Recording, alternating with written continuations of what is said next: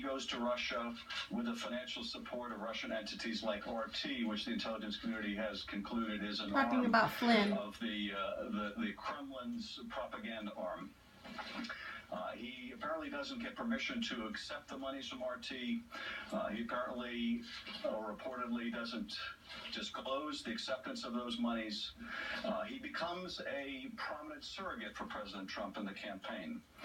Sometime thereafter, and during the transition, he has contacts with the Russians that he later would mislead the vice president and potentially others about. This results in his firing by the president. The president, as we learned from the acting Attorney General Yates, was advised that Mr. Flynn had misled others in the administration or the vice president. Took no action on that until it was disclosed in public. Once the president was forced to fire Mr. Flynn, he expressed no animosity or discomfort with the fact that Mr. Flynn led the vice president to mislead the country. Rather, he was angry at the press for revealing it.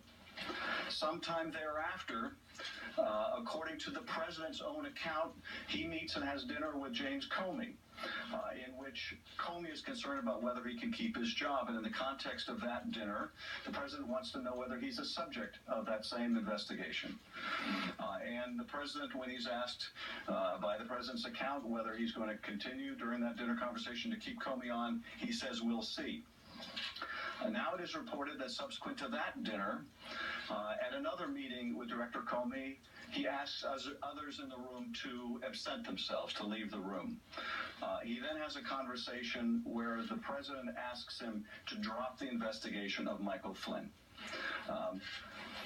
This is the course of the last couple years' events, just involving one person within the Russia investigation.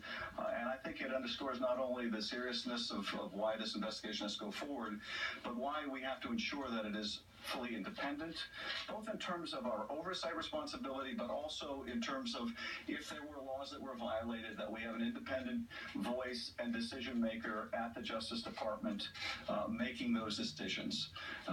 The commission brings two things. The commission brings an independent body, completely removed from political considerations, to give the country the confidence of knowing that that body will follow the facts wherever they lead, not as a substitute for what we're doing in Congress, but as an important additive to what we're doing here, much as was the case after 9/11, when the commission acted independently, but also in conjunction with investigations going on in the Congress.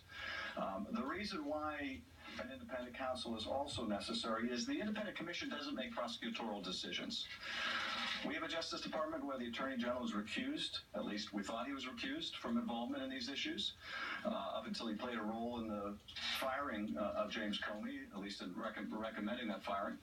And it's not enough, I think, for the career professionals at the Justice Department, who are very good, and I have a lot of confidence in the career professionals. It's not that they're not capable of doing that job. It's that the result has to have the buy-in of the public. And given all of the circumstances I related just in this one case, I think the argument for independent counsel is quite profound. But finally, one last point on the commission, and that is the commission would have the resources necessary to really do this job. It will have not only the political detachment, but it will have the staffing and the single-minded focus. We are doing the very best we can in the Intelligence Committee, and I thank Mike Conaway for his leadership. But at the same time, both our committee and the Senate committees have very limited resources, and we have a big day job just in overseeing the intelligence agencies. We would tremendously benefit, in my view, from having an independent body that has that single focus and has all the resources that it needs. So once again, my thanks to Mr. Swalwell for his leadership, to my colleague Mr. Cummings for his. I think this is an absolutely essential addition to the work we're doing in Congress.